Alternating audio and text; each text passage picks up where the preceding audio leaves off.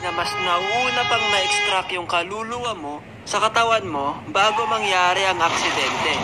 Pero bago natin umpisahan ng mga malabobo kong pinaggagawa ng mga bata pa ako, sino na dito ang nakaranas ng mga to?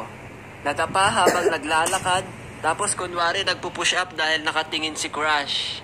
Nauntog ang ulo mo dahil hindi ka tumitingin sa dinadaanan mo. O kaya nauntog ka dahil matangkad ka. Nauntog ang daliri ng paa mo sa paa ng lamesa.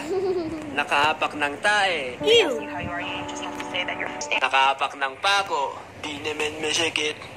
Nahulog sa kama habang natutulog. Nahulog sa hagdanan at marami pang iba. Kaya umpisahan na natin ang kwento. Subscribe! Sana all! Noong mga bata pa lang kami, mahilig kaming umakyat ng puno. Kahit anong puno, basta may prutas na makakain. One time, kasama ko yung tropa ko. Pumunta kami sa bahay ng isa pa naming tropa para kumuha ng bayabas. Pagdating namin doon, agad-agad kaming umakyat na 3 sa puno.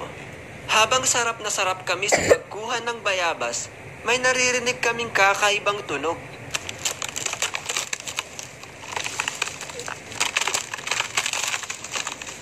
Pagtingin namin sa likuran, dahan-dahan na palang napuputol yung sanga kung saan kami nakaupo.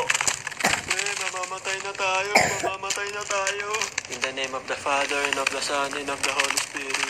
Okay na. Akala namin, mahuhulog na kami. Buti na lang, tumigil yung pagputol ng sanga. At dali-dali kaming umalis, tsaka nagtatawanan. Pero grabe, nakakakaba talaga yon yung mga time na yon.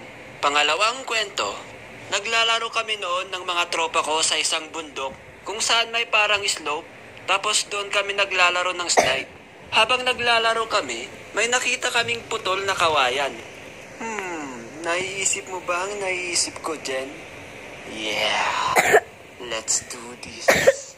Dahil ang lakas ng tama namin, kinuha namin yung kawayan, tapos doon kami sumakay. Alam nyo yung parang sa banana boat? Ganon ang itsura namin. Nung nakasakay na kami, nagtataka kami bakit hindi umaandar. Uy, mabigat ata tayo. Halis muna siguro yung iba. Pagkaalis ng ibang nakasakay, bigla ba naman kaming umandar ng sobrang bilis. Shit. Uy, Jen, mamamatay na tayo. Mama! Buti na lang, tumigil yung pag-andar namin. Kung hindi, baka bumangga na kami sa mga kahoy na nasa baba lang. Siguro wala na akong mukha pag nangyari yon. Pangatlong kwento, ito yung pangyayari na muntik mamatay yung isa naming tropa. Mahilig kasi kaming maligo noon sa ulan, tapos nag-slide kami sa kanal. Yes, sa kanal. Dugyot namin, no? Tapos doon sa dulo ng kanal, may butas kung saan pumapasok yung tubig. Habang pinapanood namin yung isa naming kasama mag-slide, nakita namin na nakabitaw siya doon sa gilid. It was at this moment that he knew. He fucked up.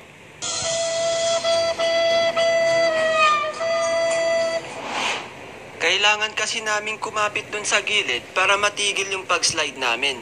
Dahil kung hindi, masushoot kami doon sa dulo kung saan may butas. Eh di syempre, nagpanik kami nung kasama ko at napasprint kami nang wala sa oras. Pumunta kami sa dulo para saluhin yung isa naming tropa. At ayun, buti mabilis kami at nasagip namin siya. Pagkatapos nung nangyari, nagtatawanan na lang kami nung kasama ko. Habang yung isa naming kasama ay tulala sa nangyari. Kaapat na kwento. Kasama ko noon yung pinsan ko. Inutusan kami ng auntie ko na kumuha ng bulaklak dun sa bahay ng isa naming auntie. Habang naglalakad kami, may dumaan na pick-up truck. Tapos sinabi nung pinsan ko na, "Uy Jen, sabit tayo dun sa pick-up truck." "Uy, sige, tara." So hinabol namin yung pick-up truck. Tapos sumabit kami. Nung malapit na kami sa destinasyon namin, sinabi ng pinsan ko na, "Uy, bitaw na." Eh ako naman nakala mo talaga marunong sumabit, ay tumalon na din ako. At damn! Gumulong ako sa kalsada at muntik pang masagasahan ng sumusunod na sasakyan. Nawalan ako ng malay at pagkagising ko ay tinatakbo na pala ako sa ospital. Alam mo yung feeling na parang kinukuha ka na ni Lord? "You did well, my son. You can rest now." Grabe ka naman, Lord. Bata pa po ako. Hindi pa po ako nagkaka-girlfriend. sorry. Sige, next time na lang. So ayun, na-hospital ako ng 2 linggo at pagbalik ko ng school, sinabi ng teacher ko na, "Uy, nakabalik na pala si Superman." At ako naman, "What? Damn!" Nalaman pala nila yung nangyari sa akin. Tapos pinagtatawanan pa ako ng mga kaklase ko. Hays! Buhay parang life.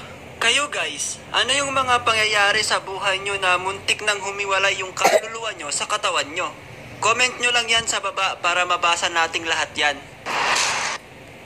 Okay, bago tayo mag-shoutout, gusto ko lang magpasalamat kay Neil Timothy sa pag-send niya ng kanyang fan art.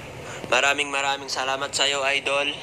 Okay, shoutout kay Chris Bulay, Fads Irabani, Betty August, Lance PH, Naldong TV, Nico Animation, Drebs, Mike Harry, Ralph Munar, Ray Endozo, G Melina Boys, Flash Gaming PH, I James TV, Aslane Ashley, Alexis Rabino, Nicom, Vale Vlogs, Anime Channel, Herbert Basiao, at kay Gacha Game. Thank you sa panonood guys. Like, comment, and share lang. Huwag kalimutang mag-subscribe.